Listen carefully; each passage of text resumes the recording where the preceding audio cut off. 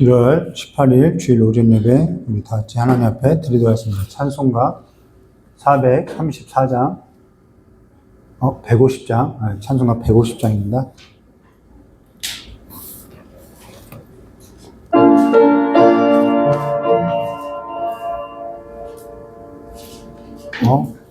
예수님 96장인가요? 예수님은 누구신가? 96장.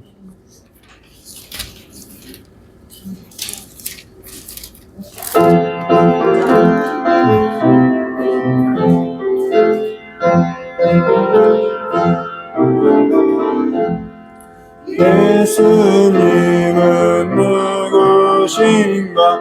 우는 자의 위로와 없는 자의 풍성이며 전한 자의 높음과 잡힌 자의 노임되고 우리 기쁨 되시네.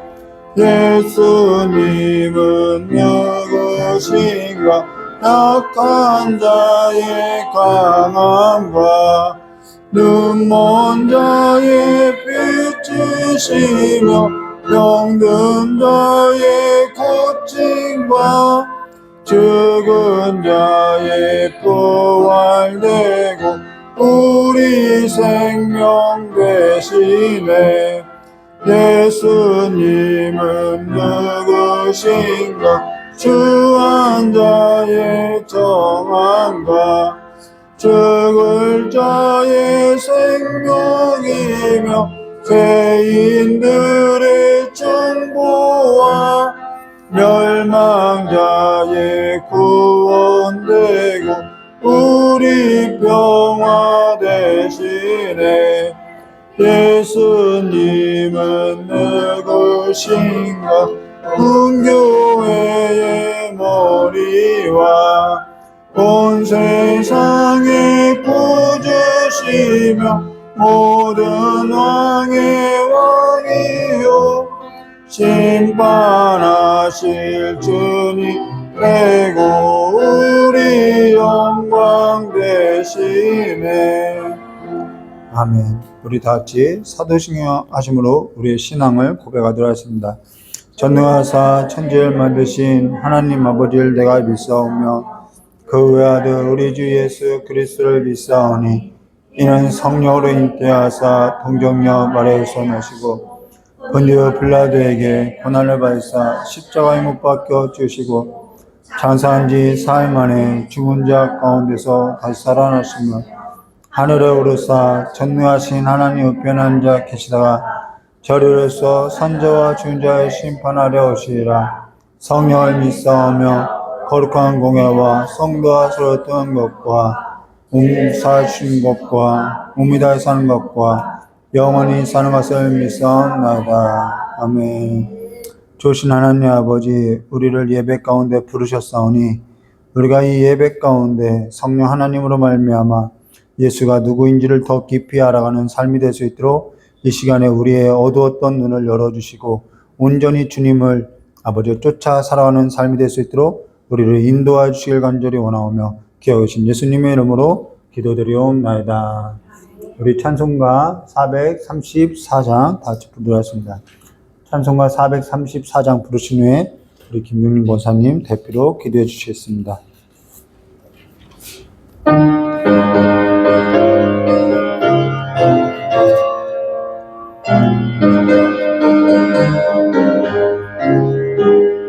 이하신 친구 내게 계시니 나 주 안에 늘 기쁘다.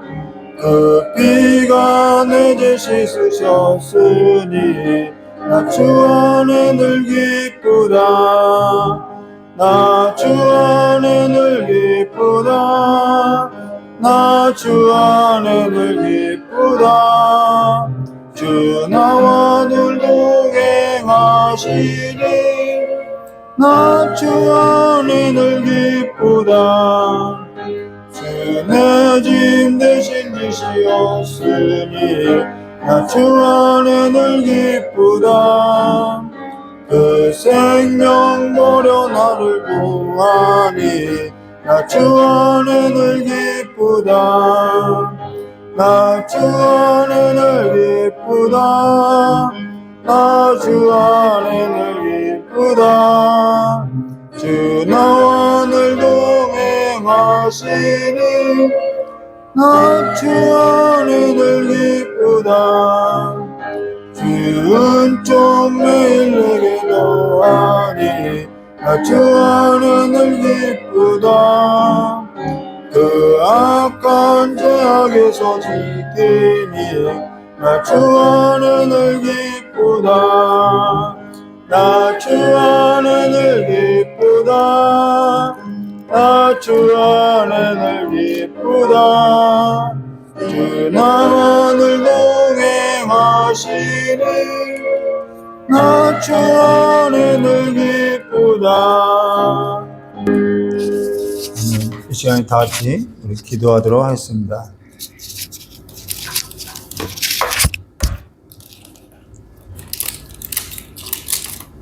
항상 고맙고 감사하신 하나님 아버지, 늘 항상 저희들을 지키시고 보호하여 주시고 인도하여 주셔서 오늘도 주의 날을 허락하여 주시고 귀한 발걸음들을 전전으로 인도하여 주심은에 감사드리옵나이다.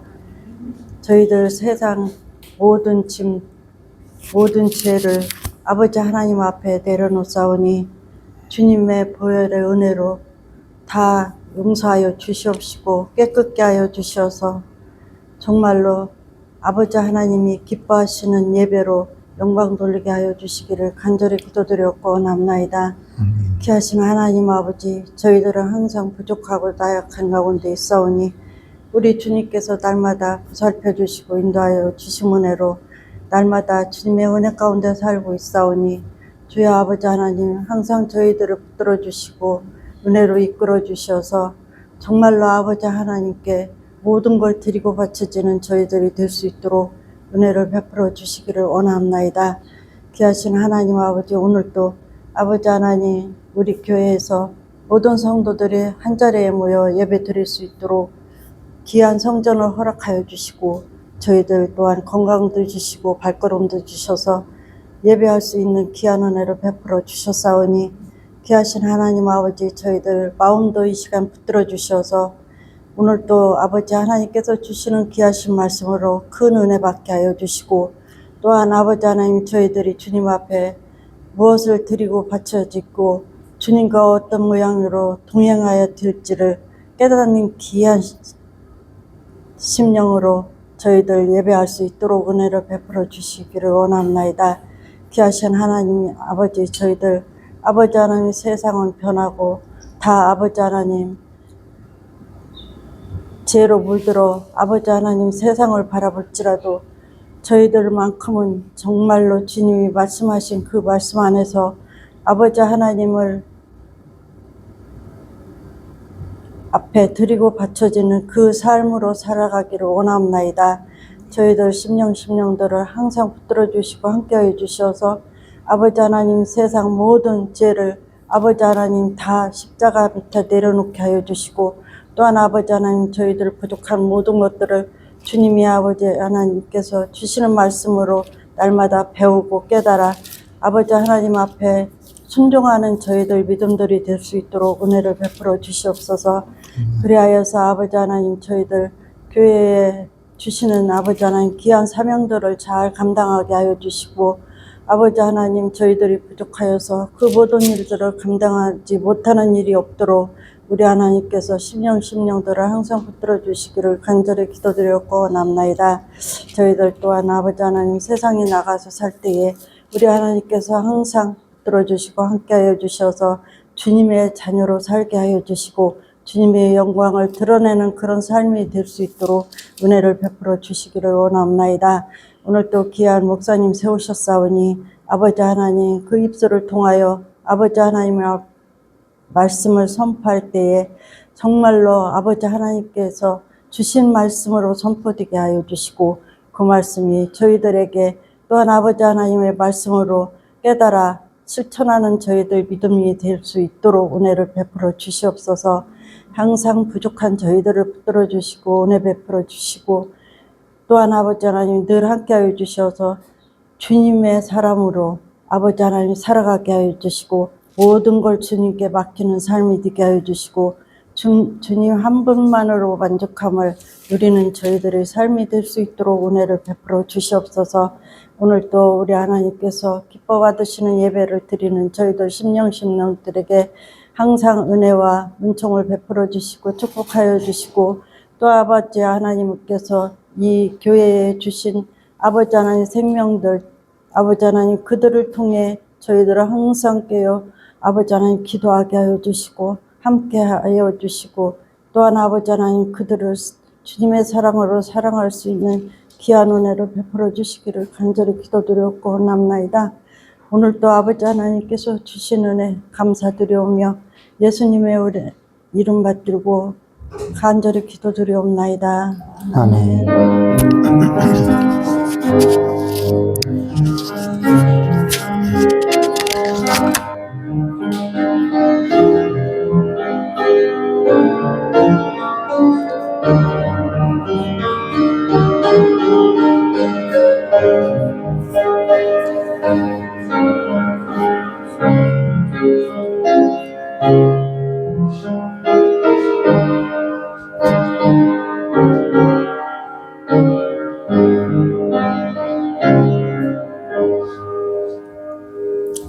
네, 우리 오늘 함께 나눌 하나님 말씀 디모데전서 5장 1절에서부터 25절까지입니다. 디모데전서 5장 1절에서부터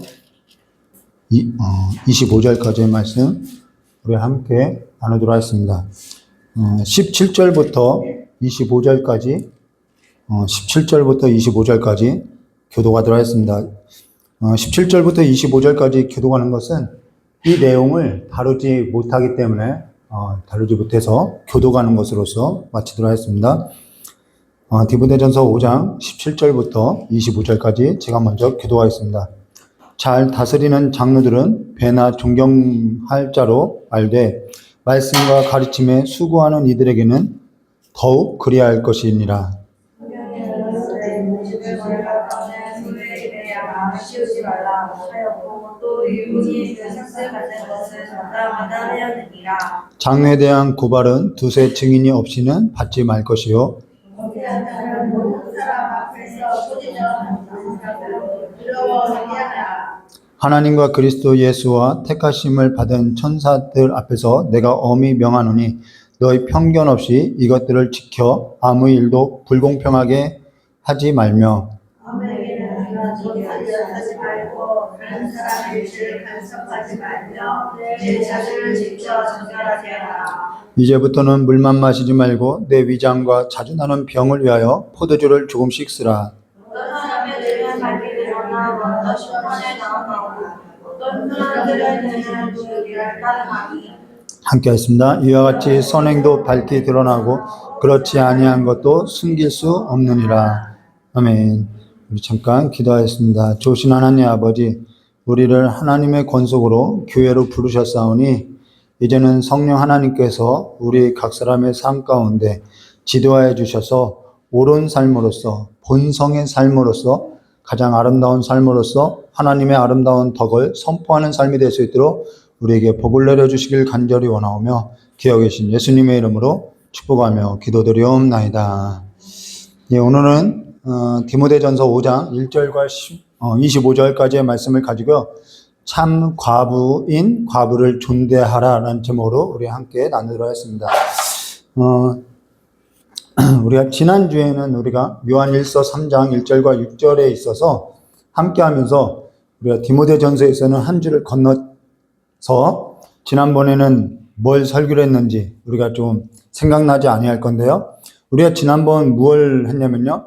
내가 이럴 때까지 읽는 것과 권하는 것과 가르치는 것에 전념하라라는 것에 있어서 우리가 지지난번에 함께 나눴었지요. 근데 지금 기도하면서 계획 중인 것이 뭐냐면은 청년은 1:1 양육을 하고 나서 청년 목장 모임이라고 굳이 이름을 붙일 필요는 없는데요. 이제 청년은 모임에 있어서 이렇게 자립되어 가고 있는데, 이제 작년은 좀 뒤늦게 시작했죠. 1:1 양육에 있어서 좀 뒤늦게 시작했는데, 1:1 양육을 하고 나서 아직은 작년은 모임에 있어서 이렇게 자립되어 있지 않는 것을 우리가 볼 수 있죠. 그래서 아직은 계획 중에 있어요. 계획 중에 있는데 무엇을 계획하고 있냐면은 1:1 양육이 청년이든 장년이든 마치게 되면은 예배 후에 청년은 청년대로, 장년은 장년대로 각각 나누어서 각자 예배이든 성경 말씀을 나누든 이렇게 자립하게 할 건데요.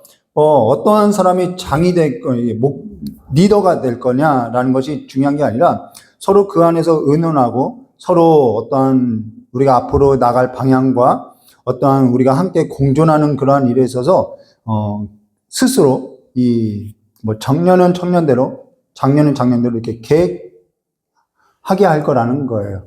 모임을 할 거라는 거죠. 예배 후에는. 가령 장년은 한 주에 돌아가면서 한 번씩 예배를 인도하던가 아니면 교회력에 맞게 뭔가 계획하고 진행되고 그와 같은 걸 서로 상의하고 교회 안에 제안할 것이 있으면은 제안을 하고 그것에 있어서 교회는 결정을 할 것인지 말 것인지 이렇게 하면서 진행해 나갈 거라는 거예요. 그거는 우리가 기억해야 할 것이 뭐냐면은 그거는 여기 성경 말씀에 보면은 각자 읽는 건 되고 있어요. 우리의 신앙이 이제는 연조가 있기 때문에 각자 읽는 건 되고 있는데 뭐가 안 되냐면은 권하는 것과 가르치는 것이 미흡하다라는 거예요. 거기까지 나가야 하는 거예요. 가르치는 것과 권하는 것까지 나가야 하는 거죠. 그래서 한 주는 박정숙 권사님이 가르쳤다면은 한 주는 이종숙 권사님이 가르치고 다음 한 주는 우리 김윤림 권사님이 가르치고 그러면서 마지막 또 한 주가 남잖아요. 그러면은 다음엔 무엇 할까 서로 상의하고 계획하고 그러면서 서로 권하고 그 권하면서 서로 가르치는 일 가운데 뭐가 발생하나요? 저는 이걸 기대하는 거예요. 갈등이 발생하죠. 반드시 갈등이 발생해야 하는 거예요. 갈등이 없는 것이 좋은 것이 아니라 이 갈등이 반드시 있어야 하는 거예요. 충돌이 있어야 하는 거예요. 근데 뭐가 더 중요하냐면 갈등이 있어. 근데 그 갈등을 어떻게 대처할 거냐는 거죠. 이게 중요하다는 것입니다. 우리는 갈등 상황을 회피하거나 피하여서는 안 되는 거예요. 오해가 있을 수 있고요. 갈등이 있을 수 있다는 거예요. 왜 하나님은 그렇게 갈등의 구조 가운데 우리를 넣느냐? 왜 여러 사람, 다양한 사람을 불러서 이 교회라는 이 모임 가운데 두어서 하나님의 공동체를 이루는데 그러면 천국과 같아야 하는데 여기에는 갈등이 너무 많이 있더라는 거예요. 근데 이 갈등이 없는 것이 좋은 것이 아니에요. 이 갈등을 대처하는 태도, 이걸 가리켜서 뭐라고 하냐면 성장했다라고 하는 거예요. 성숙했다. 왜 교회에서 일이 중요한 것이 아니라 교회는요, 성장과 성숙이 중요하다라는 거예요. 그 일을 통해서. 가령 모임에 있어서 기도할 걸 나누게 되죠. 가령 자녀의 혼사 문제나 교육의 문제나 사실 문제 없는 집이 없는 것처럼 문제 없는 교회가 없는 거예요. 그런데 이 모임 안에서 문제보다 더 중요한 것은 뭐냐면 그 문제를 우리가 어떻게 하나님의 주신 그 성품으로서 이걸 풀어내느냐. 여기서부터 성장이 나오고 성숙이 나온다라는 거예요. 그래서 교회가 성장하려면요, 반드시 이 일을 대야 하는 거예요. 그냥 계속 연주가 지나도 가르치는 일과 권하는 일이 없으면은 이 성장이 되어지지 않는다는 것이죠. 그래서 이걸 하는 거예요. 청년 모임을 하게 하는 거고, 장년 모임을 하게 하는 거, 전부 여기에 있다는 거죠. 근데 있는 것은 되는데, 모임 안에서 문제의 보따리를 풀어놔요. 문제의 보따리를 풀어놓는데, 거기서 뭘 하냐면은, 수다만 나누는 거예요. 아이고, 어떡하냐고 수다만 나누는 거예요. 그걸 어디까지 끌고 나가냐면은, 이제는 기도로까지 끌고 나가야 하는 거예요. 서로 모여서 기도하고, 말씀에는 이런 것이 있더라. 내가 말씀을 묵상하니까 이런 것이 있더라. 권하고요. 서로 그래야 하는 것이죠. 이게 성장되어진 거예요. 그런데 이것이 성장이고 성숙은 뭐냐면 그것을 얼마만큼 지혜롭게 전환하는 거예요. 말의 언변을 말하는 거죠. 경건이, 성경에서 말하는 경건은 세 가지를 경건이라고요. 하나는 기도. 이 모임 가운데 기도가 있어야 하는 거예요. 두 번째는 금식. 당신 정말 어려운 일이 있군요. 그 일에서 내일과 같이 금식하며 함께 기도하는 모임. 세 번째는 뭐가 있어야 하냐면요. 기도와 금식, 그 다음 구제. 우리 함께 내 필요를 채우는 일이 아니라 이건 세상이죠. 내 필요를 채우는 건. 저 사람의 필요가 뭔지. 그래서 사도행전에 뭐 하냐면은 성령이 임하고 나서 그들이 오로지 기도와 금식에 힘쓰고 무엇을 했냐면 첫 번째 구제하는 일에 있어서 힘을 썼다라는 거예요. 이것이 교회 안의 경건이 드러나는 삶이라는 거죠. 오늘 그 이야기를 하는 거예요. 한날 어떤 일이 있었냐면요. 저희 딸이 서운한 일이 있었다는 거예요. 저하고 어떠한 갈등 가운데. 여러분 갈등이 있죠. 오해가 있죠. 갈등의 상황 가운데 저희 딸이 서운한 일이 있었다는 건 저는 오해를 했고. 근데 저희 딸에게 이런 말을 했어요. 저도 이제 그 오해된 일을 가지고 하나님 앞에 나갔죠. 하나님 저희 딸에게 이러한 일에 인해서 서로 오해가 생겼습니다. 어떻게 풀어갈까요? 풀어야 하는 거예요. 그래서 기도했죠. 근데 저의 마음 가운데 너 서운했겠다라는 말을 전하라는 거예요. 그래서 저희 딸에게 가서 너 서운했겠구나. 아빠가 그렇게 오해해서 너 서운했겠구나 하면서 그런 갈등이 있을 때 아빠는 너가 이렇게 아빠와 대화를 풀어갔으면 더 좋았을 뻔했겠다. 그럼 아빠도 오해가 없었을 거야. 라고 대화로 풀어갔다라는 거예요. 근데 저도 전에 같았으면 그렇게 하지 않을 인간이라는 거예요. 많이 성장하고 많이 성숙되어진 거죠. 근데 그걸 저의 딸에게 들려줬을 때 저 역시 사실 내가 이만큼 자라났구나 라고 사실 좀 뿌듯해 했다라는 거예요. 우리는요 그런 어떠한 갈등을 통해서요 성장하고요 성숙해 한다라는 거예요. 갈등이 있을 때 에이 기분 나빠, 에이 내 기분대로 대처하는 것은요 그건 실력이 없다라는 거죠. 능력이 안 된다라는 거예요. 성장되어 있지 않고 성숙되어 있지 않다라는 거죠. 기분대로 한다는 것은 아직 덜 성숙했고 덜 성장했다라는 것입니다. 미성숙했다라는 거예요. 아직도 어떤 오해나 어떤 갈등에 있어서 내 기분대로, 내 감정대로 풀어내고 있다면은, 그러한 방식을 따르고 있다면은, 그건요, 정말 어리석은 일이고요. 아직 아이와 같다라는 거예요. 아이들이 어떻게 하죠? 기분 나쁘면, 나 안 해! 하고 방문 닫고 들어가는 거죠. 그 방식을 어른이 되어서까지도 하고 있다라는 거죠. 그러한 것을 어디서 배우느냐면은, 이 하나님께서 교회 공동체 안에 우리를 묶어두고 배우게 한다라는 거예요. 그래서 교회는요, 이 일을 통해서 어떠한 효과를 내는 데 있는 것이 아니라요, 그 일을 통해서요, 사람이 되어가는 거예요. 우리의 영혼을 보는 거죠. 영혼에 있다라는 것입니다. 영혼에 있는 일이라는 거예요. 그래서 교회 안에서 일어나는 일 가운데 가장 문제가 되는 일이 어디에 있냐면은 사실 교회 안에서 일어나는 일이라는 것은 그렇게 어려운 일은 없다라는 거예요. 힘들어서 못하겠고 정말 그런 일은 교회는 별로 없죠. 청소하고 식사 봉사하고 주차 봉사하고 그냥 그러한 일이라는 거예요. 근데 왜 목회가 어렵고 왜 교회 일이라는 것이 어렵느냐면은 바로 여기에 있다라는 거예요. 교회 일이라는 것은 물건을 찍어내듯이 어떠한 생산을 해내는 그런 공장이나 어떤 학교와 같이 너 착하게 살아야 한다 이러한 도덕을 목적으로 하는 거나 어떠한 미션을, 어떠한 목적을 이루기 위한 어떠한 단체가 아니라 사람의 영혼과 사람의 그 육을 성장해내는 데 있어서 어렵다라는 거예요. 이 영혼을 길러내야 하기 때문에 어렵다라는 거예요. 영은요, 정말 자라나기가 어렵다라는 거예요.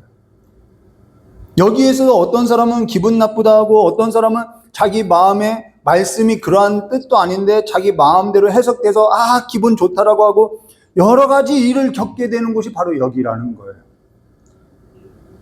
다양한 직종이 있죠. 다양한 연령이 있죠. 다양한 사람이 모여서 이 영에 있어서 혼에 있어서 몸에 있어서 다루어 가야 한다라는 거죠. 혼인이 중요한 이유가 뭐냐면은 혼인을 통해서 내가 어떠한 이 사람과 뭔가 좋은 것을 꿈꿔야지 그건요 아직 그 사람을 내 수단으로 하고 있는 거라는 거예요. 이 혼인이 중요한 이유는 저 사람과 나와의 그 관계 안에서 내가 어떠한 사람인지가 드러난다라는 거예요. 내 수준이 드러나는 거예요. 혼인할 때 나는 믿음만 필요해. 근데 정작 혼인할 때는 나는 조건을 따지는 거죠. 내가 그것이 더 중요한 문제였다라는 거예요. 그게 내 수준이라는 거예요. 교회도 어떠한 일을 할 때 저 사람이 어떠한 사람인지가 드러나는 거예요. 우리 24절과 25절에 나오죠. 선을 행하든 악을 행하든 드러나게 되어 있는 거예요. 숨길 수가 없는 거예요. 일이 중요한 것이 아니라 너가 어떠한 사람인지가 드러난다는 거죠. 그러니까 너가 어떠한 나무인지가 드러난다라는 거예요. 그러니까 교회에는요, 일을 하지 말라는 얘기가 아니라 그 일을 통해서 내가 어떠한 사람이지, 내 수준이 어떠한 사람, 내가 어디에 붙어 있는지, 내가 어떠한 기초에서 지금 이 일을 행하는지, 그게 더 중요하다는 것이죠. 내가 저 사람을 대할 때, 저 사람의 필요를 대할 때 내가 어떻게 행동을 하느냐, 여기에 우리가 초점을 둬야 한다는 것입니다. 근데 전부 뭐라고 하냐면은 저 사람이 하면서 흠을 잡거나 아니면 기분이 나쁘다고 하면서 어린아이 같이 뭐 내팽개치든가, 전부 이 신앙을 어디다 두냐면 자기 감정에 두고 있는 거예요. 그러니까 어떻게 되면 성장과 성숙이 정말 더디되고 있다는 거죠.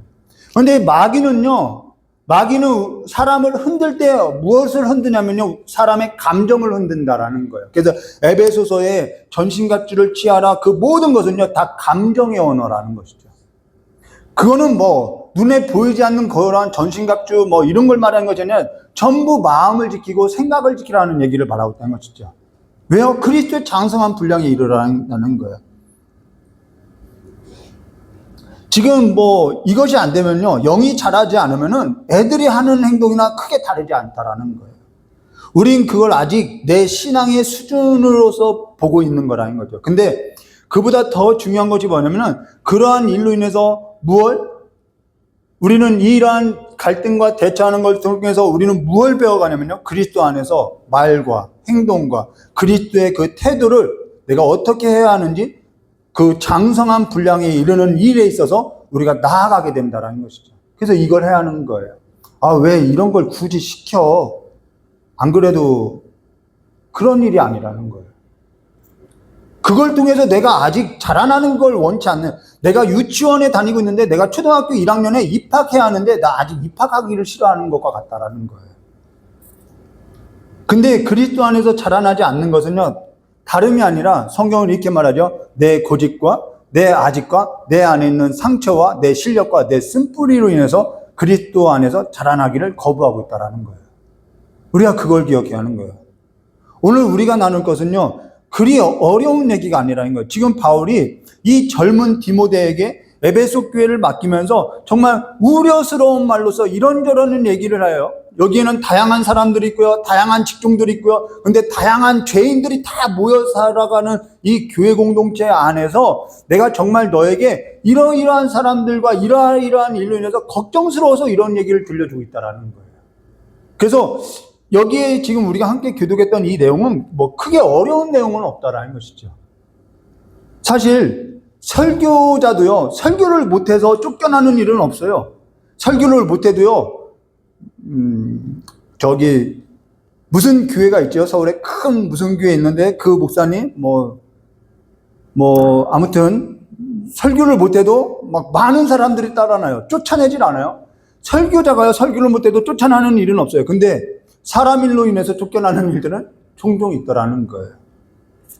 전부 교회 갈등이 어디서 일어나면 이 사람 관계에 있다라는 거예요.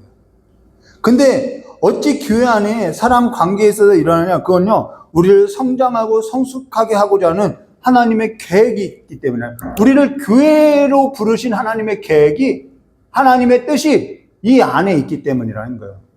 이게 어두운 일이다, 그런 것으로서 우리가 볼 것이 아니라는 거죠.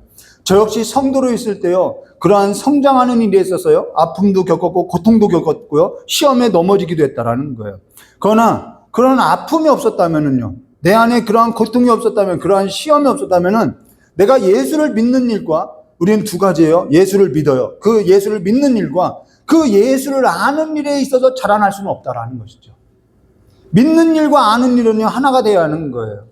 근데 우리가 그 믿는 일에 있어서 예수를 아는 일까지 자라나는 데 있어서는요, 뭐가 있어야 하냐면은 이 아픔을 겪어내야만 자라날 수 있다라는 것이죠. 이 갈등을 겪어내야 한다라는 거예요. 그러면서 교회가 어려운 것은요, 왜 어렵냐면은 일이 어려운 것이 아니라 이 사람과의 갈등, 이 영혼의 문제에 있어서 다루기 때문에 어렵다라는 거예요.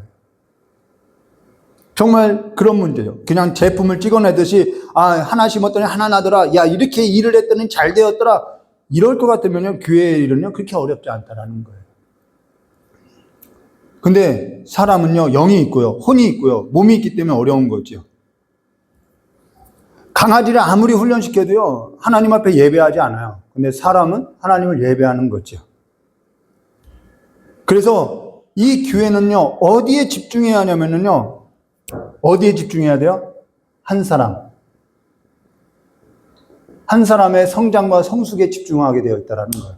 저 한 사람을 키워내는 거예요. 잃어버린 한 사람, 잃어버린 한 영혼, 그 한 사람에게 집중되어야만 이 교회가요, 하나씩 완전해져 간다라는 것입니다. 누가복음 15장 1절과 32절에 잃어버린 양의 비유, 잃어버린 드라크마, 잃어버린 그 아들, 둘째 아들에 관한 이야기가 나오죠. 누가복음 15장 1절과 32절에. 근데 잃어버린 한 마리의 양에 있어서 이야기할 때 99마리는 어쩌냐, 그 양을 두고 가냐, 그건 누가 돌보냐, 뭐 이런 취지로서 간혹 이렇게 재미로서 이야기하고 있지만요, 양 100마리 정도 키우면요, 보조 목자가 다 있다라는 거예요.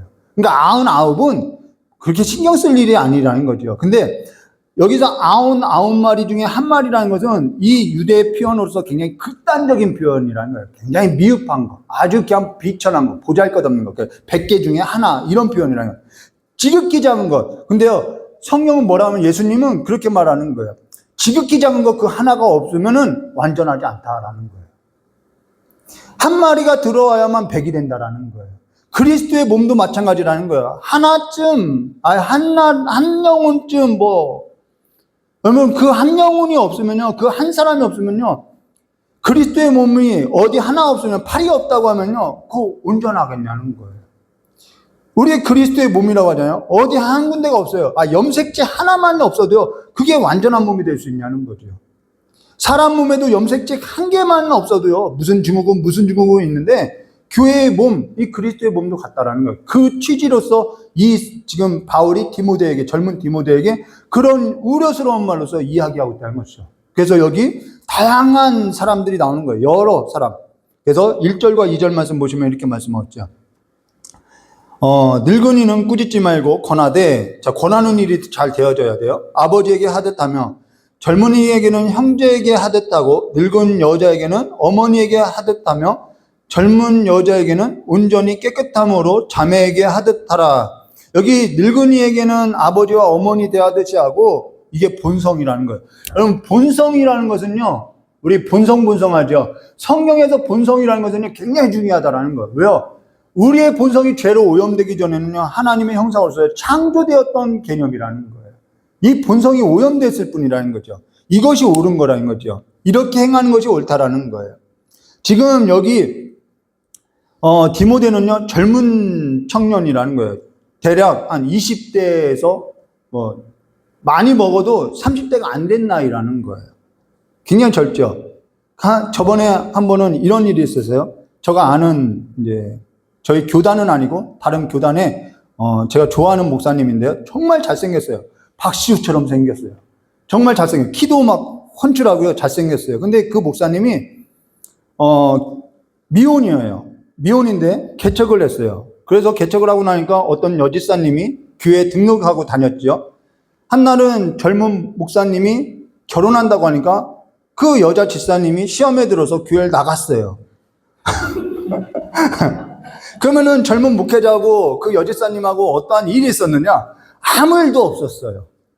근데 교회를 다니다 보니까 그 목사님이 잘생기고 결혼도 안 했고 그냥 연예인 좋아하듯이 그 목사님이 너무 좋아 보였는데 어느 날 결혼한다고 하니까 서운해서 그냥 교회를 나갔다라는 거예요. 요즘 젊은 연예인을 좋아하는 것 같이 그런 거죠. 내가 좋아했던 연예인이 결혼한다고 하니까 싫은 거죠. 그냥 그렇게 좋아하는 거예요. 그러고 그러고 젊어서 목회를 하면은, 젊어서부터 목회하면요, 한 30대부터 이제 목회를 하는 거죠. 님자가 붙어요. 20대부터 님자를 붙어요. 호칭이 님자가 붙는 거죠. 계속 님자를 전도사님, 교역자님, 부목사님, 목사님. 그러니까요, 뭔가 된 줄 알고요, 굉장히 무례하게 행동하는 거예요. 나이 든 분들한테도 그것이 이제는 자기가 뭔가 된 줄 알고, 나이 든 분들한테도 막대하는 일들이 종종 있더라는 거예요. 굉장히 무례한 태도인 거죠. 한 번은 기도 중에, 또 이런 일도 있어요. 한 번은 기도 중에, 제가 이제 교역자 때죠. 그냥 신학생 때였는데, 기도하는데, 한 전도사님이, 후배 전도사예요. 한 여자 성도하고 비디오 방에 들어가는 걸 보여주는 거예요. 기도 가운데. 그래서 후배 전도사를 불렀어요. 너희 둘이 어떤 관계냐 물었더니 그렇고 그런 관계라고 해서 아주 혼쭐을, 저는 이제 별로 혼내지를 못하니까 저희 아내가 그 사실을 알고 아주 혼쭐을 낸 적이 있다라는 것이죠. 근데 왜 자기를 혼내냐고, 남녀간에 만나는 것이 뭐 잘못됐냐고 하죠. 근데 후배 전도사하고 한 여자 성도의 관계가 온전하다면은 기도할 때 그러한 것을, 그걸 멈추라고 하나님께서 가르쳐 줬겠냐는 거예요. 더군다나 기도도 잘 하지 못하는 저 같은 사람에게 그런 일에 있어서 굉장히 급하게 가르쳐 줬겠냐는 거죠. 지금 이야기하는 것은요, 무엇을 얘기하면요, 한 영혼 한 영혼에게 목양에 달려 있다라는 거예요. 기도할 때 목양하려고 알려준 거죠. 금요예배 때 이제 설교를 바치고 예배를 바치고 한 청년에게 기도해 주라는 마음이 왔어요. 그러면서 그 청년에게 이런 말을 전해 주라고 했죠. 마음의 무거운 짐에 있어서는 이제는 더 이상 지지 않아도 된다고 그렇게 얘기해 주라는 거예요. 근데 얘기해 주지 못했어요. 그래서 지금 해 주는 거예요. 마음의 무거운 짐을 이제는 지지 않아도 된다고. 이렇게 기도하는데 예배 중에 그렇게 왔다는 거죠. 지금 그것에 있어서 무엇을 얘기하냐면은 한 영혼 한 영혼에게 있다라는 거예요. 한 지체 한 사람 한 영혼에게 있다라는 거죠. 우리가 기억할 것이 뭐냐면요, 사람은요 내 필요에 있어서 어떠한 수단이 아니라는 거죠. 다윗이 밧세바를 어떻게 해요? 자기의 어떠한 그 욕구에 있어서 수단으로 여겼다는 거죠. 하나님도 우리의 삶에서 우리의 필요에서 수단으로 해서는 안 되는, 내 필요를 채우는 일이 아니라는 거죠. 내 필요가 아니라 또 저 사람의 필요가 뭐냐에 있는데, 저 사람의 필요에 있어서도 우리가 볼 것이 뭐냐면은 저 사람이 채울 수 있는, 저 사람이 할 수 있는 그 필요까지 내가 책임질 필요는 없다라는 거예요. 우리가 여기에 있어서 분명히 해야 하는 거죠. 저 사람이 그것을 겪어내야 하고 책임져야 하고 저 사람의 필요를 채울 수 있는 능력이 저 사람에게 있는데 굳이 내가 저걸 해줘야 한다고 해서 해줄 필요는 없다라는 거예요. 우리의 관계가 그렇게 선을 넘을 때 이 문제가 일어나는 것이죠. 여러분, 이 선이라는 것은요, 굉장히 이 관계 안에서 중요하다라는 거예요. 이 필요를 채워주는 것. 그리고 나서 내가 좋아서 저 사람의 필요, 내가 볼 때는 저 사람이 이게 필요해서 채웠는데 저 사람이 거부해요? 상처가 됐다고 이야기하는 거예요. 이러한 선이 교회 가운데 그러한 모습을 보고 나는 뭐냐면은 하나님 앞에 나가서 내가 어느 부분에 있어서 성장해야 하는지 성숙해야 하는지 빨리 알아야 한다는 거예요. 여기 3절에 이렇게 말씀하셨어요. 참 과부인 과부를 존대하라. 여기 왜 참 과부라고 이야기하면요, 그러면 참 과부가 있고 참 과부가 아닌 과부가 있냐? 그 얘기가 아니라는 거예요.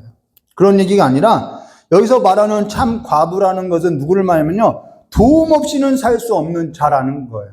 그러한 자의 필요가 뭔지를 채워주라는 것이죠. 도움 없이는 살 수 없는 자, 기반이 없이는 살 수 없는 자. 근데 사실 우리가 어떠한 자냐면요, 이 얘기를 하고자 하는 거예요. 우리가 참 과부였던 자라는 거죠. 우리가 기업이 없고요, 우리가 도움이 없고요, 우리는 누군가의 도움이 없이는 살 수 없는 참 과부였다라는 거예요. 우리는 우리 스스로 구원할 수 있는 자가 아니라는 거예요. 우리의 영이 죽어 있었고 사망 아래 갇혀 있었고 죄 가운데 있었다라는 것이죠. 금요예배 때도 보았죠. 누군가가 우리를 구원해 주지 않으면은, 돕지 않으면은 우리는요, 구원을 얻을 수도 없고 기업에 어떠한 기반이 있어서 살아갈 수 있는 이 토양이 있고 반석이 있어서 그 반석 위에 살아갈 수 있는 자들이 아니었다는 거예요. 우리는 나그네였고요, 이방인이었고요, 외인이었다는 거죠. 이걸 참 과부라고 하는 거예요. 고아와 과부. 그래서 저는 전에 이 룻기를 굉장히 좋아했다는, 룻기서를 2번이나 강의했죠. 룻기서를 너무 좋아하는 거예요. 지난날 아픔을 겪을 때 하나님께 기도하기를 뭐라고 기도했냐면, 하나님, 나에게 하나님이 내 기업을 물을 자가 되어달라고. 모든 걸 잃고 나니까요, 모든 걸 잃어버렸던 적이 있죠. 잃고 나니까요, 하나님께서 좀 내 기업 물을 자가 되어줬으면 좋겠다라는 기도를 해왔다라는 거예요. 누군가가 우리에게서 기업 물을 자냐는 거예요. 누가 우리에게 기업 물을 자냐? 그리스도밖에 없다라는 것이죠. 누가 우리에게 신랑이 되어줬냐? 우리가 과부죠. 누가 우리에게 신랑이 되어줬냐? 예수 그리스도밖에 없다라는 거예요. 누가 우리의 아버지가 되어줬고 누가 우리의 피난처가 되었냐? 그리스도라는 거죠. 사실 우리는 신랑도요, 아버지도 기업 물을 자가 없었던 자라는 거죠. 여기 참 과부라는 것은 성경 속에 4가지 인물을 소개해요. 하나는 누구죠? 레위인. 레위인은 기업이 없죠. 두 번째는 나그네. 나그네도 이 땅에 기업을 두지 않죠. 세 번째는 고아. 네 번째는 과부. 이들을 가리켜서 참 과부라고 하는 거예요.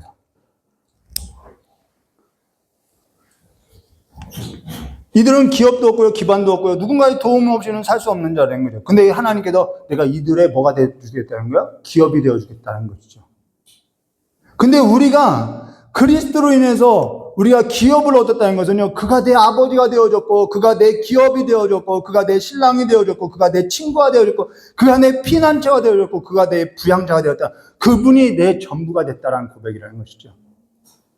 삶에 있어서 그래서 만족이 없다는 것은요, 내 삶에 있어서 기쁘지 않다는 것은요, 이게 아직 어린아이와 같다라는 거예요. 어린아이는요, 부모로서 만족하지 못해요. 뭔가 입에 들어가야만 만족을 하는 거죠. 아직 그리스도가 내 삶의 전부가 되어지지 않으니까 우리는 자꾸 내 필요 여기서 벗어나지 못하고 있다는 것이죠. 우리가 구제와 선교를 해야 하는 거, 그건요, 해야 한다고 하니까 하는 것이 아니라, 어떤 의무가 아니라, 내가 하나님께 구원을 입었다는 그 사실 앞에 그거를 증거하는 신앙의 고백으로서 나타나는, 그래서 경건이라고 하죠. 그래서 한다라는 거예요. 이거는 그냥 내가 하나님의 구원을 입은 삶으로서 그냥 증거하는 삶으로서 나타나는 고백이라는 것이죠. 나와 같은 아픔을 가졌던 그 사람들에게 있어서 당신의 삶에도 하나님의 자비가 있습니다. 그래서 그 기쁨을 함께 나누고 싶습니다. 이 고백이라는 거예요. 그래서 세상과 다른 어떠한 기타 종교와 단체에서 하는 그 구제와 우리가 행하는 것과는 다르다는 거죠. 근원이 다르다는 것입니다. 나타나는 건 같은데 내가 아직도 좋아서 하는 것은요, 아직 그건 약간 미성숙한 거라는 거예요. 그러니까 구제와 선교는 내가 본래 그러한 일을 하는 것, 사람 돕는 것을 좋아해서 한다는 것은 하나님께서 그 사람의 어떠한 기질과 성품을 그냥 사용해서 하나님의 일에 있어서 그냥 드러나는 것일 뿐이지, 그 사람이 하나님의 의로서 그걸 행하는 것이냐, 그건 아니라는 거예요. 우리가 그건 좀 구분해야죠. 그렇기 때문에 우리가 어떠한 커다란 일이 아니어도, 그게 또 내가 멀리 나가서 하는 일이 아니어도 우리가 우리의 삶에 있어서 신앙 고백을 담고 살아가는 것, 그것이 구제와 선교라는 거예요. 근데 여기 참 과부를 존대하라라고 하고 나서 4절에 이렇게 말씀하고 있어요. 만일 어떤 과부에게 자녀나 손자들이 있거든 그들로 먼저 자기 집에서 효를 행하여 부모에게 보답하기를 배우게 하라. 이것이 하나님 앞에 받으실 만한 것이다 라고 말씀하세요. 이게 뭔 소리냐면요, 이게 좀 시대적인 상황이 필요하죠. 이게 여기 한 과부가 있어요. 근데 과부가 되었다는 것은 시집을 갔다는 얘기죠. 자, 시집을 갈 때 무엇을 가지고 가냐면 지창금을 가지고 가요. 지창금을 가지고 가요. 근데 사별을 하게 되면은 신랑 집에서 그 시집 올 때, 신부가 시집 올 때 들고 왔던 그 지창금을 돌려줘야 하는 거예요. 돌려주게 되어 있어요.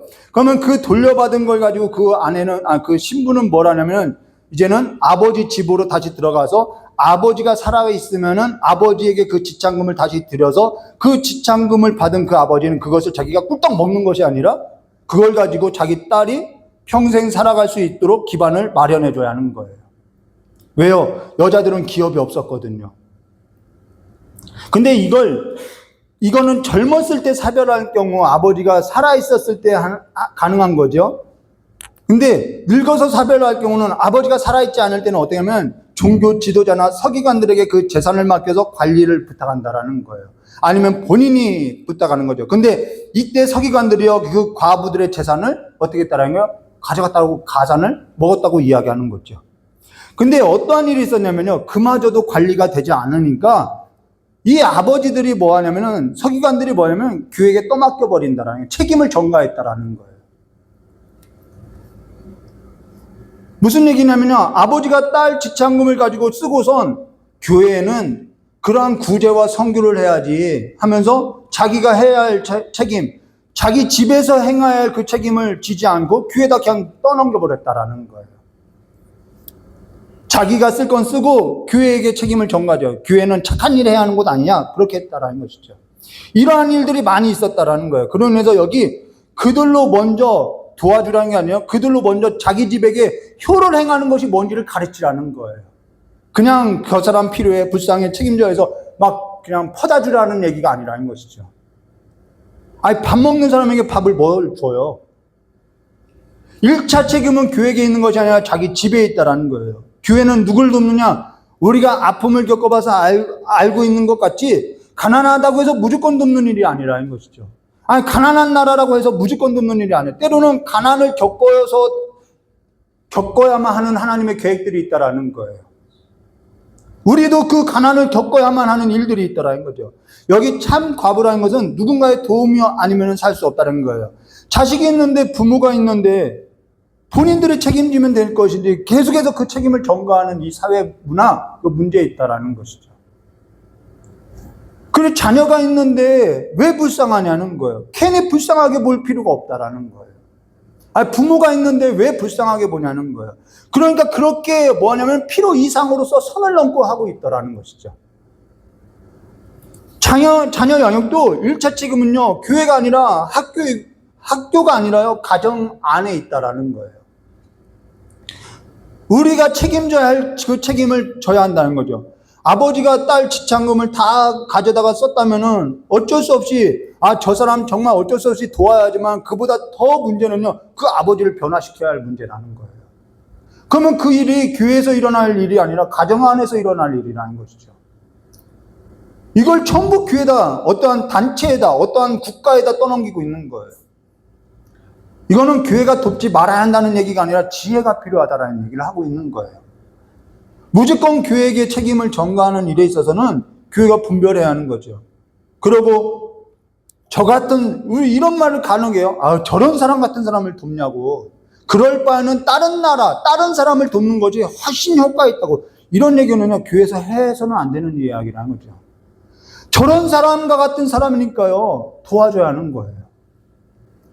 무조건 가난한 나라라고 해서 도와주는 것이 아니라 저런 사람 같으니까 누군가의 도움 없이는 저 사람은 변화될 수 없으니까 저런 사람에게 끊임없이 도와줘야 하는 거죠.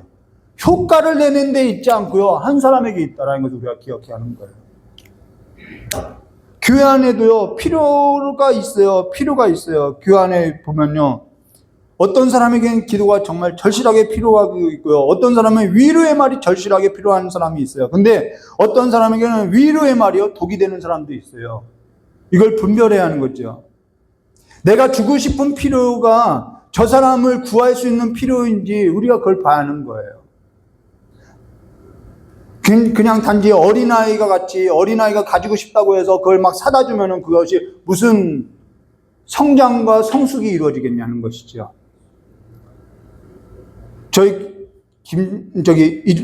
박정수 권사님은 알 거예요. 그렇게 힘든 시기 신방 한 번 안 했어요. 몇 년 동안. 그렇죠? 홀로 버텨야만 자라날 수 있다고 신방 한 번 안 하고 기도 한 번 안 해줬던 적이 있어요.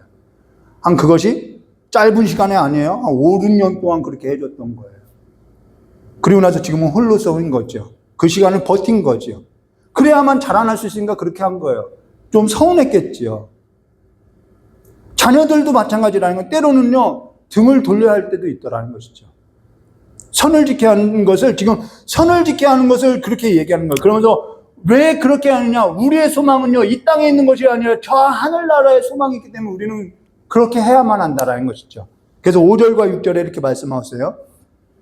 참 과부로서 외로운 자는 하나님께 소망을 두어 주야로 항상 간구와 기도를 하거니와 향락을 좋아하는 자는 살아있으나 죽었느니라. 여기 참 과부로서 외로운 자는 항상 주야로 하나님께 소망을 두어 주야로 항상 간구와 기도를 하거니와 향락을 좋아하는 사람은 살았으나 죽었다. 이건요, 교회가 생계에 있어서 당신을 책임지니까 당신은 당연히 교회에 와서 봉사하고 기도하고 간구하라는 얘기가 아니라는 거예요. 소망이 하나님께 있다는 것을 이렇게 알려주고 있다는 것이죠. 당신의 소망이 하나님께 있다는 것을 교회가 당신을 보호하는 것이 아니라 그 한 사람에게 소망이 하나님께 있다는 것을 가르쳐야 한다는 거예요. 이때는 생계할 수 있는, 여자가 생계를 꾸려나갈 수 있는 일은요, 유일하게 몸 파는 일 외에는 없었다라는 거예요. 그러면 교회가 그와 같이 세상으로서 나가서 몸을 팔 수밖에 없는 삶에 있어서 놔둬야 하느냐? 그렇지 않죠. 그 사람을 보호해줘야죠. 그 한 사람을 보호해줘야 하기 때문에 그 사람을 소망을 하나님께 두게끔 이와 같이 했다라는 거예요. 목적이 어디 있다고요? 하나님께 소망을 두게 하기 위함이라는 거예요. 그래서 사도행전에 보면은 성전에 젊어서 사별해서 늙어서 성전문에서 계속 먹고 마시면서 기도했던 안나라는 그 여선지자가 있다라는 거죠. 근데 여기 11절과 16절에 이렇게 말씀하세요. 젊은 과부는 올리지 말지니, 이때 당연히 교회에 이런 걸 하고선 이렇게 등록을 시켰어요. 참 과부인지 아닌지. 젊은 과부는 올리지 말지니 이는 정욕으로 그리스도를 배반할 때에 시집가고자 함이라. 처음 믿음을 저버렸으면 정죄를 받느니라. 또 그들은 게으름을 익혀 집집마다 돌아다니고, 여러분 게으르다는 게, 성경에서 게으르다는 것은 그냥 가만히 누워서 먹고 마시고 그걸 게으르다고 하지 않고요. 이거 얼마나 이 사람 부지런한가 봐요. 그들은 게으름을 익혀 집집마다 돌아다녀요. 게으를 뿐 아니라 쓸데없는 말을 하고 다니고요. 일을 만들고요. 얼마나 부지런한지 몰라요. 마땅히 아니할 일을 하고 다니는 걸 게으르다고 하는 거예요. 그러므로 젊은이는 시집가서 아이를 낳고 집을 다스리고 대적에게 비방할 기회를 조금도 주지 말기를 원하노라. 이미 사탄에게 들어간 자들도 있느냐. 이게 뭐냐면 하나님께 소망을 두지 않고요. 어디에 소망을 두냐면요, 세상에 소망을 뒀다라는 것을 이야기하는 거예요. 다른 얘기를 하는 거지 않아요. 하나님께 소망 두고 살다가는 내가 먹고 사는 일도 안 되겠다. 야, 세상 나가자 하면서 어디로 갔다는 거예요? 몸을 파는 일로 나갔다라는 거예요. 그러면서 집집마다 돌아다니면서 쓸데없는 말을 하고 막 일을 만들고 이렇게 살아왔다라는 거죠. 사실 오늘 우리가 이제 앞서서 언급한 것처럼 전부 살펴볼 수는 없어요. 지금 무엇을 얘기하냐면요, 교회는요, 작은 이 사회 공동체로서 다양한 구성원들이 있다라는 거예요. 다양한 연령이 있고 다양한 직종이 있다라는 거죠. 근데 이 다양한 가운데 뭐가 있냐면요, 예수님께서는 이렇게 말씀하셨어요. 이게 결론이에요. 마가복음 3장 31절과 35절에 보면은 사람들이 예수를 미쳤다라고 이야기해요. 저 예수 이상하다, 미쳤다, 이런 소문이 퍼져나간 거예요. 그래서 예수님의 어머니, 예수님의 형제들에게도 그 소문이 들렸어요. 그래서 예수님을 찾아왔어요. 그 어머니하고 정말 이 예수가 미쳤나? 그 형제들이 보러 왔어요. 믿지 못하니까요. 근데 어떤 사람이 예수의 어머니를 보고 예수님께 이런 말을 했어요. 밖에 당신 어머니와 동생들이 왔어요 라고 할 때 예수님께서 이런 얘기했죠. 누가 내 어머니며 동생들이라. 둘러앉은 자들을 보시면서 내 어머니와 동생들을 보라. 누구든지 하나님의 뜻대로 행하는 자가 내 형제요, 내 자매요, 어머니라 라고 말씀했죠. 그러고 나서 예수님께서 십자가에 달려 돌아가실 때 무슨 말을 하셨냐면은 요한복음 19장 26절과 27절 말씀입니다. 요한복음 19장 26절과 27절. 예수께서 자기 어머니가 있어요. 사랑하는 제자가 곁에 서 있는 것을 보시고 자기 어머니께 말씀하시되 여자여 보소서 아들이니이다. 아들인가요? 아들 아니에요. 근데 아들이라고 하는 거예요. 27절. 또 그 제자에게 요한을 말하는 거예요. 그 제자에게 이럴 때 보라 내 어머니라. 어머니 아닌데 어머니라고 하는 거예요. 그때부터 그 제자가 자기 집으로 모셨었더라. 예수님께서 지금 우리가 이 디모데전서를 나눈 것과 같죠. 예수님께서 형제가 있는데도 불구하고 형제에게 어머니를 부탁하지 않고 사랑하는 제자에게 부탁하고 있다는 거예요. 그거는 뭐냐면은 예수님께서 아버지의 뜻을 따라서 피를 흘려서 아버지의 집, 새로운 공동체, 아버지를 중심으로 만든 새로운 가족 공동체를 이루고 있다는 거예요. 새로운 가족 공동체라는 거예요. 아버지 뜻대로 행하는 자가 내 가족과 내 어머니라는 거예요. 새로운 공동체라는 거예요. 그리고 나서 십자가 아래 뭐가 일어나냐면 요한복음 19장 41절에 이런 말씀 있죠. 41절. 예수께서 십자가에 못 박히신 곳에 뭐가 있어요? 동산이 있고 우리는 동산에서 다 쫓겨난 자였다라는 거예요. 근데 거기에 동산이 있어요. 예수께서 십자가에 못 박히신 곳에 동산이 있고 동산 안에 아직 사람을 장사한 일이 없는 새 무덤이 있느냐. 동산을 잃었던 우리에게 그 십자가 아래 동산 하나님의 나라가 회복되었음을 보여주고 있다라는 거예요. 에베소서 6장 1절 말씀에 이런 말씀 있죠. 자녀들아 주 안에서 너희 부모에게 순종하라. 이것이 옳으니라. 여기서 옳다라는 것은요, 이게 창조 때의 본성, 가장 중요한 본성이었다 이 말이라는 거예요. 오늘 우리가 나눴던 이 다양한 늙은 자에게는 부모에게 대하듯이 하고 젊은 자에게는 형제에게 대하듯이 하고 젊은 여자에게는 깨끗한 양심으로 대하고요. 장로에게는 존경하고요. 가르치는 자에게는 싹을 주고요. 범죄하는 자들에게는 이 하나님의 사랑이 얼마나 두려운지를 가르쳐야 하고요. 또 이 늙은 자는 또 젊은 자들에게 내 자녀와 같이 행하는 것, 이것이 본성이라는 거예요. 십자가 그늘 아래 회복한 본성이 이거라는 것이죠. 그래서 24절과 25절 마무리를 짓고 있는 거죠. 어떤 사람들의 죄는 밝히 드러나 먼저 심판에게 나가고 심판에 나간 자가 있다라는 거예요. 그런데 어떤 사람들은 죄는 그 뒤를 따르나니 아직 나타나지는 않았지만은 죄는 나타나게 되어 있다라는 것이죠. 이와 같이 선행도 밝히 드러나고 그렇지 아니한 것도 숨길 수 없느니라. 자, 어떤 일도요 숨길 수 없다라는 거예요. 우리는 오늘 십자가 아래서 회복된 그 심령, 그 창조의 본성을 가지고 그리스도의 그 장성한 분량까지 자라나고 성장해가는, 그래서 우리가 하나님의 몸을 이루는 그 삶을 이뤄가는 하나님의 나라를 꿈꾸는 삶이 되시기를 주님의 이름으로 축원드립니다. 다 기도하도록 하겠습니다. 좋으신 하나님 아버지, 십자가 그늘 아래 예수께서 피 흘리신 그 그늘 안에 아버지의 뜻, 우리를 그 그리스도로 말미암아 한 몸이 되게 하셨사오니 이제는 우리가 그 십자가의 그늘 아래서 회복된 그 심령을 가지고 그리스도의 마음을 품고 그리스도의 마음으로서 그리스도의 성품으로서 이 그리스도 안에서의 한 몸을 이루어가는 삶이 될 수 있도록 우리를 자라나게 해주시고 성장해 나가게 해주시고, 갈등이 있을 때 그 갈등으로 인해서 기분 나빠하는 것이 아니라 그 갈등을 잘 풀어낼 수 있는 지혜와 능력을 우리에게 더하여 주시길 간절히 원하오며, 또한 우리의 삶에 있어서 여러 가지 일을 겪음으로 인해서 우리가 시험당하고 환난당하는 일로 인해서 아픔이 있는 그 무거운 마음들을 이 시간에 주님께서 친히 고쳐주시고 회복하여 주셔서 다시 주님으로 말미암아 기뻐하는 삶이 될 수 있도록 복을 내려주시길 간절히 원하오며 기어 계신 예수님의 이름으로 축복하며 기도드리옵나이다. 우리 찬송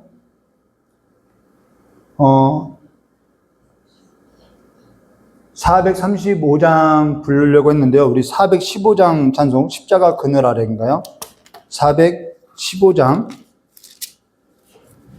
찬송가 펴서요. 우리 415장 찬송 부르면서 준비한 예물 하나님 앞에 드리도록 하겠습니다.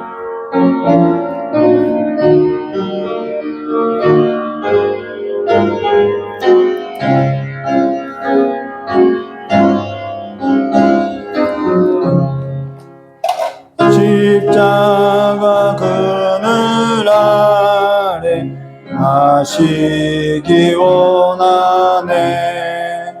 저 햇볕이 뜨겁고 꽃짐이 무거워 이 광야 같은 세상에 늘 방황할 때에 주 십자가의 그늘에 내 싣고 찾았네. 내 눈을 밝히 떠서 저 십자가 볼 때 날 위해 고난 당하신 주 예수 보인다. 그 형상 볼 때 내 맘에 큰 찔림 받아서 그 사람 감당 못하여 눈물만 흘리네. 십자가 그늘에서 나 길이 살겠네. 나 사모하는 광채는 주 얼굴뿐이라. 이 세상 나를 버려도 나 두려움 없네. 내 한량없는 영광 십자가 뿐이세. 피아노 반주 계속해주고요. 우리 말씀 깨달은 말씀 붙들고 잠깐 기도하도록 하겠습니다. 다 같이 기도하겠습니다. 좋으신 하나님 아버지, 우리의 삶에 있어서 이제는 그 상처난 마음들, 아버지의 무거운 짐을 다 주님 앞에 내려놓게 해주시고, 이제는 주님으로 말미암아 기뻐하는 그 삶의 힘을 가지고 이제는 이 세상을 넉넉히 이겨나갈 수 있도록 우리 귀한 성도님들의 삶 가운데 샘을 주셨고 능력을 주셔서 이제는 그 어려운 상황을 피하여서 회피해서 아버지여 숨어 다니는 삶이 아니라, 하나님의 낯을 두려워서 피하여 살아가는 것이 아니라, 이제는 주님을 믿는 그 믿음 안에서 담대히 살아갈 수 있도록 주님께서 복을 내려주시길 간절히 원하오며 기억하신 예수님의 이름으로 축복하며 기도드리옵나이다. 조신 하나님 아버지, 예수 믿는 삶으로 인해서 하나님의 계획 가운데 우리가 많은 어려움을 겪고, 그 어려움 가운데 요나와 같이 때로는 아담의 자손과 같이 우리가 하나님의 낯을 피하여서 우리 기분대로 각자 양과 같이 우리의 길로 행했던 적이 있사오나, 그 잃어버렸던 양을 주님께서 또 찾고 찾을 때까지 찾아서 우리를 하나님의 그 우리 안에 두고 아버지의 품 안에 두었사오니, 이제는 우리가 그 구원 얻은 자들로서 하나님을 피난처 삼고 살아가는 삶으로서 이제는 증인된 삶으로서 증거되어지는 삶으로서 살아갈 수 있도록 주 역사해 주시길 간절히 원하옵나이다. 더욱더 하나님을 믿는 일에 있어서 또한 아는 일에 있어서 하나가 되어서 그리스도의 장성한 분량까지 자라나게 해 주셨고, 교회가 온전히 하나님의 몸으로서 하나 되게 해 주셨고, 날마다 주님을 더 알아가는 삶이 될 수 있도록 주 역사해 주시겠고, 날마다 주님을 알아가는 그 기쁨이 우리의 삶 가운데 더욱더 샘솟게 해 주시길 간절히 원합니다. 또한 이 시간에 아버지여 생일을 맞아서 아버지 앞에 예물을 드리고, 또한 감사헌금과 주일을 맞아서 아버지 앞에 예물을 드리고, 또한 10의 1을 아버지의 것으로서 마음으로 담아서 아버지 앞에 드리는 신앙 고백들이 있고, 또한 온갖 모양으로서 시간의 주인이 아버지의 힘을 기억하고 아버지 앞에 예배하러 나온 우리 귀한 성도들의 그 모든 삶이 하나님 앞에 귀하게 쓰임받는 삶이 될 수 있도록, 하나님의 아름다운 덕을 선포하는 삶이 될 수 있도록 저 역사해 주셨고, 어느 것 하나 아버지의 부족함이 없도록 주님께 넘치도록 채워주시길 간절히 원하오며, 또 우리 귀한 청년들 아버지와 앞으로 나아갈 삶이 있고 사업이 있고 일터가 있사오니 그들의 삶의 일터를 주님께서 회복시켜 주셔서 잃어버리는 것 하나 없도록 주님께서 풍족하게 해주시길 간절히 원하오며 기억해 계신 예수님의 이름으로 축복하며 기도드리옵나이다. 우리 광고 있죠? 다음 주에 여러분 성경 올해 받겠죠? 하루에 5장씩 뭐 십독하는 분이 있을 거예요. 성경 읽기 하는 분 있죠? 그분들 말고 그거 안 하시는 분들만 1년에 5장씩 읽고요. 그리고 1월 한 달간은요, 좀 교회 부흥을 놓고, 교회 성장을 놓고 여러분 기도해 주시길 바랍니다. 그리고 25일에는 공동회의가 있습니다. 우리 이 시간에 축도로서 예배 바치도록 하겠습니다. 좋으신 하나님 아버지, 우리를 그리스도와 한 몸으로 엮어서 아버지께서 우리의 농부가 되어주셔서 우리를 기르시나니 우리가 그리스도 안에서 잘 자라날 수 있도록 주여 복을 내려주시길 간절히 원하오며 기억하신 예수님의 이름으로 축복하며 기도드리옵나이다. 이제는 우리 주 예수 그리스도의 사랑과 하나님 아버지의 넓고 풍성하신 은혜와 성령 하나님의 내주감화 감동 교통하심의 역사가 오늘 주님께 접붙여서 그리스도 안에서 하나님을 아는 일에 있어서 더욱더 사모하는 우리 귀한 성도들의 모든 머리 위에와 이 자리에 함께 참석하지 못한 우리 귀한 성도들의 모든 삶의 자리와 복음을 들고 나간 우리 선교지 위에 영원토록 함께 있을지어다.